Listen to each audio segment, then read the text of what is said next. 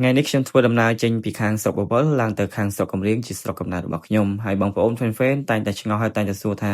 បងម្ដងឃើញថានៅខាងស្រុកបវលម្ដងនៅខាងស្រុកកំរៀង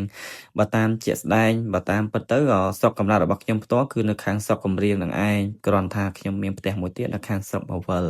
អញ្ចឹងហើយម្ដងនៅខាងនេះម្ដងនៅខាងនោះឥឡូវនេះខ្ញុំបានធ្វើដំណើរចេញពីខាងស្រុកបវលបាទដើម្បីឆ្ពោះទៅខាងស្រុកកំរៀងហើយយើងក៏ធ្វើដំណើរតាមដងផ្លូវឃើញថាខានមកយូរមានអារម្មណ៍ថានឹកផ្ទះនឹកស្រុកកំណើតមែនទែនផ្លូវបែកទៅខាង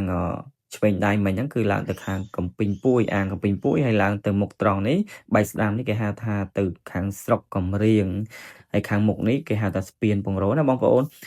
នខ្លះចាំអត់នៅខាងស្ពានពងរោនេះអនុស្សាវរីយ៍នៅពេលកាលយើងនៅក្មេងៗធ្លាប់ជិះឡានមកដល់ហ្នឹងគឺដឹងតែចតឡានឈ្នួលចតឈប់ហ្នឹងហើយទិញអីហូបចុកអីចឹងទៅមានពោតស្ងោរមានអីផ្សេងការធ្វើដំណើររបស់ខ្ញុំមិនបានប្រហែលក៏បានមកដល់ខាងវត្តគុយឬក៏ហៅថាភ្នំគុយខាងនេះគេហៅថាស្រុកសាលាក្រៅខេត្តបៃលិនប៉ុន្តែស្រុកខ្ញុំគឺស្រុកកំរៀងហ្នឹងគឺជាប់ព្រំប្រទល់ខាងភ្នំគុយនេះតែម្ដងឡើងទៅឆ្វេងដៃគឺយើងឆ្ពោះទៅខាងស្រុកសាលាក្រៅខេត្តបៃលិនហ្នឹងឯងឡើងស្ដាំដៃទៅខាងស្រុកកំរៀងនិយាយរួមទៅពីខាងភ្នំគុយទៅខាងស្រុកកំរៀងហ្នឹងដីប្រហែលជា7-8គីឡូទេទៅដល់ផ្ទះខ្ញុំហើយឃើញថានៅឃើញទស្សនភាពនៅជុំវិញតាមដងផ្លូវឃើញផ្ទះបងប្អូនពូមីងអ្នកភូមិមានអារម្មណ៍ថានឹកសំណោះកាលពីក្មេងមែនទេធ្លាប់ដើរលេងណាឥឡូវនេះខ្ញុំក៏បានមកដល់ហើយខា